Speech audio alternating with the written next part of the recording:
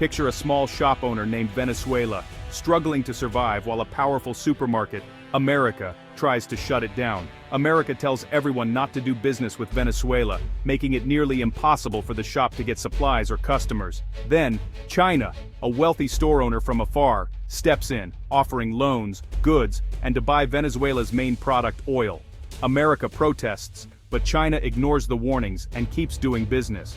For Venezuela, China is a lifeline, not just a partner. America can't force China to leave. China is too big and has its own interests. This simple scene captures a global reality. The US can't easily push China out of Venezuela because China is now essential to Venezuela's survival. For decades, the US dominated Latin America, but China's rise has changed the game. China offers money and support without the political strings attached to American aid. This makes it much harder for the US to isolate regimes it opposes. The China-Venezuela relationship is more than business. It's a symbol of shifting global power. American influence is no longer absolute. Other powers are asserting themselves, even in the US's traditional backyard. Understanding why US pressure fails here reveals the broader challenges Washington faces in a multipolar world. The story of China and Venezuela is about economics, politics, and the limits of power. In today's world, influence is negotiated, not dictated. The China-Venezuela bond is recent but strong, forged in the late 1990s when Hugo Chavez sought new allies. Chavez's anti-American stance pushed him to look for partners beyond Washington. China, hungry for oil to fuel its booming economy, saw opportunity in Venezuela's vast reserves. Venezuela needed cash. China needed oil. A perfect match. Their partnership quickly deepened, moving beyond oil to include infrastructure, technology, and even military cooperation.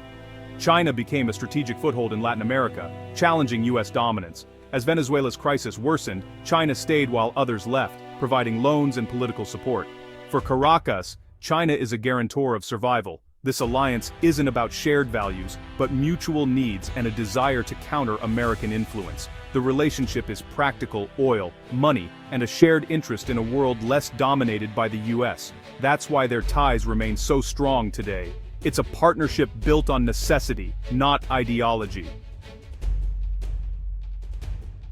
Alarmed by China's growing role in Venezuela, the US responded with sweeping economic sanctions. The goal cut off Maduro's income and forced political change. Sanctions targeted Venezuela's oil company, officials, and financial institutions, aiming to isolate the regime.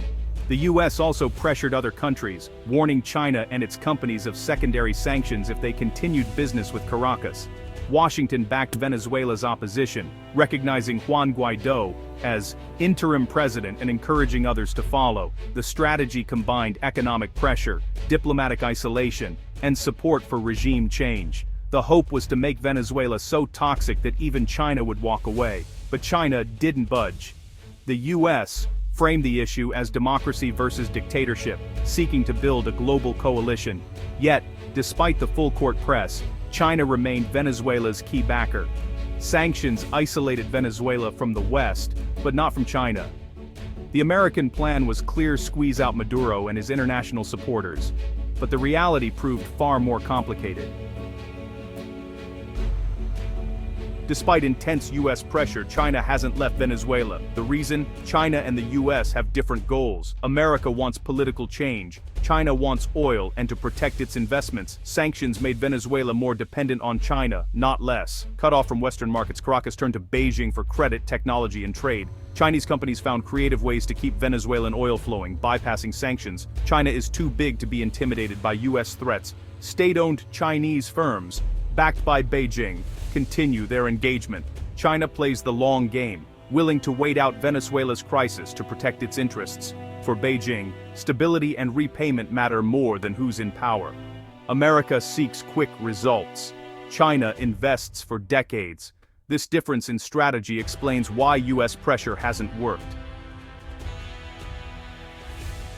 China's influence in Venezuela is most visible in their loans for oil deals. China lent Venezuela over $50 billion to be repaid with future oil shipments. This gave Venezuela cash for social programs and China a steady oil supply. When sanctions hit and oil prices crashed, China became Venezuela's only major lender. Beijing restructured loans, giving Caracas breathing room to avoid default. U.S. sanctions made it nearly impossible for Venezuela to sell oil, except to China. Chinese companies provided tankers, insurance, and logistics, often using covert tactics to evade detection. This allowed Venezuela to keep exporting oil, undermining U.S. sanctions. China is now both Venezuela's biggest creditor and main oil customer.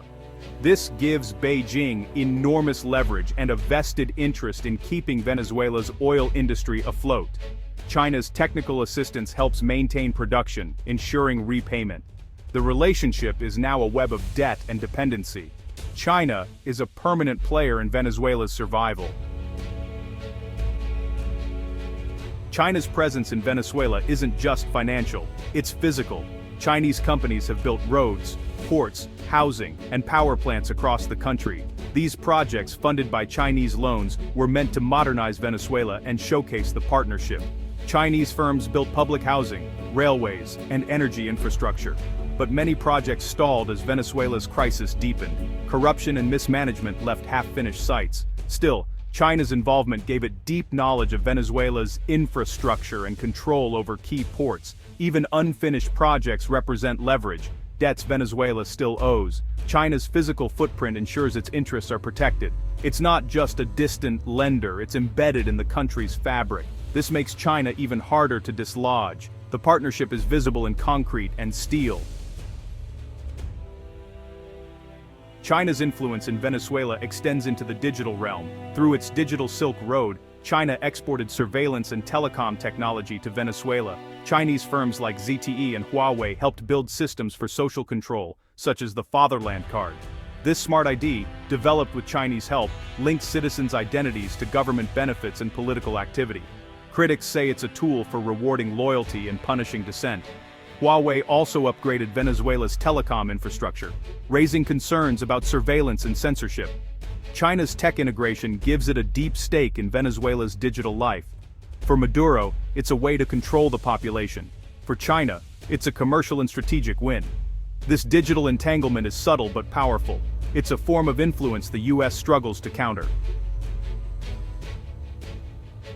The U.S. and China are playing different games in Venezuela. America's approach is political, sanctions, isolation, and support for regime change. It seeks quick, decisive outcomes and to restore its influence. China's approach is pragmatic, protecting investments, securing oil, and expanding its global reach. China is patient, flexible, and focused on stability, not ideology. The U.S. sees a dictatorship to be removed. China sees a business partner to be managed. U.S. pressure hurts Venezuela, but doesn't threaten China's core interests. In fact, it can make Venezuela more dependent on Beijing. The two powers aren't even competing on the same field. Until their interests align, U.S. actions won't push China out. It's a clash of strategies, not just policies. Looking ahead, the U.S. is unlikely to push China out of Venezuela anytime soon. The ties, economic, technological, and strategic, are too deep. China is Venezuela's lender, oil customer, and tech partner. As long as U.S. sanctions persist, Venezuela will lean on China even more. The likely future: a managed crisis where Maduro survives, China protects its interests, and the U.S. keeps up pressure. This entanglement signals to Latin America that there's an alternative to U.S. partnership. China offers engagement without political strings, challenging American influence. The Venezuela case shows the limits of U.S. power in a multipolar world. Real change may require U.S. diplomacy that recognizes China's interests. Until then, China is in Venezuela to stay. Its presence will shape the country and the region for years to come.